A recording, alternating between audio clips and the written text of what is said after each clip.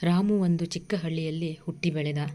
ಬಾಲ್ಯದಿಂದಲೇ ಅವನು ತುಂಬ ಚುರುಕು, ಓದಿನಲ್ಲಿ ತುಂಬ ಚುರುಕು. ಆದರೆ ಮನೆಯ ಆರ್ಥಿಕ ಪರಿಸ್ಥಿತಿ ಬಡತನದ ಗಾಳಿಯಲ್ಲಿ ತೂಗುತ್ತಿತ್ತು. ಅಪ್ಪನಿಗೆ ಹೊಲದಲ್ಲಿ ಸಿಗುವ ಸ್ವಲ್ಪ ಆದಾಯವೇ ಜೀವನಾಧಾರವಾಗಿತ್ತು. ಅಮ್ಮ ದಿನವಿಡೀ ಹೊಲದಲ್ಲಿ ದುಡಿಯುತ್ತಾ ರಾತ್ರಿ ಹೊತ್ತು ಕೈದಾರೆ ಕೆಲಸ ಮಾಡಿ ಮಕ್ಕಳಿಗೆ ಊಟ ಕೊಡಿಸುತ್ತಿದ್ದಳು. ರಾಮು ಬಾಲ್ಯದಲ್ಲೇ ಅಮ್ಮನ ಕಷ್ಟವನ್ನು ನೋಡುತ್ತಿದ್ದ. ಆದರೆ ಅವನ ಕನಸು ದೊಡ್ಡದಾಗಿತ್ತು.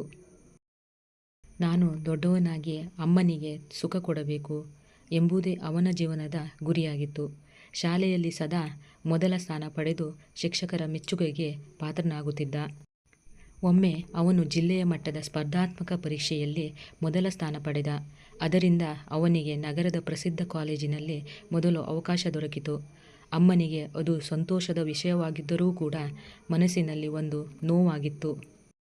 ನನ್ನ ಮಗ ದೂರ ಹೋಗುತ್ತಾನೆ, ನಾನು ಒಬ್ಬಳಾಗಿ ಬಿಡುತ್ತೇನೆ ಅನ್ನೋ ಚಿಂತೆಯೂ ಇತ್ತು.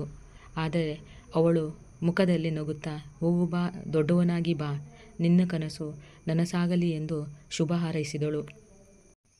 ನಗರದಲ್ಲಿ ಓದುವಾಗ ರಾಮು ಅನೇಕ ಸಂಕಷ್ಟಗಳನ್ನು ಎದುರಿಸಿದ. ಕೆಲವೊಮ್ಮೆ ಹಸಿದೇ ಮಲಗಿದ. ಆದರೆ ಅಮ್ಮ ಕೊಟ್ಟ ಪಾಠ ಕಷ್ಟ ಬಂದಾಗ ಕುಗ್ಗಬೇಡ ಎಂಬುದನ್ನು ನೆನಪಿಸಿಕೊಂಡು ಹೋರಾಡುತ್ತಿದ್ದ. ವರ್ಷಗಳು ಕಳೆಯುತ್ತಾ ರಾಮು ಇಂಜಿನಿಯರ್ ಆಗಿ ಉತ್ತಮ ಕಂಪನಿಯಲ್ಲಿ ಕೆಲಸ ಪಡೆದುಕೊಂಡ. ಮೊದಲ ಸಂಬಳ ಬಂದ ತಕ್ಷಣ ಅವನು ಹಳ್ಳಿಗೆ ಓಡಿದ. ಅಮ್ಮನ ಮುಂದೆ ನಿಂತು ಅವಳ ಕೈ ಹಿಡಿದು, ಅಮ್ಮ, ನಿನ್ನ ಕನಸು ನನಸಾಗಿದೆ ಎಂದು ಹೇಳಿದ. ಇನ್ನು ಮುಂದೆ ನಿನಗೆ ಕಷ್ಟ ಇಲ್ಲ ಎಂದು ಕಣ್ಣೀರು ಹಾಕಿದ. ಅಮ್ಮನ ಕಣ್ಣು ನೀರಿನಿಂದ ತುಂಬಿತು. ಅವಳು ಸಿರಿದುಕೊಂಡು ಹೇಳಿದಳು, ಮಗ, ನನಗೆ ಬೇಕಾದುದು ನಿನ್ನ ಸಂತೋಷ ಮಾತ್ರ. ಹಣ, ಆಸ್ತಿ ನನಗೆ ಮುಖ್ಯವಲ್ಲ ಎಂದು ಹೇಳಿದಳು.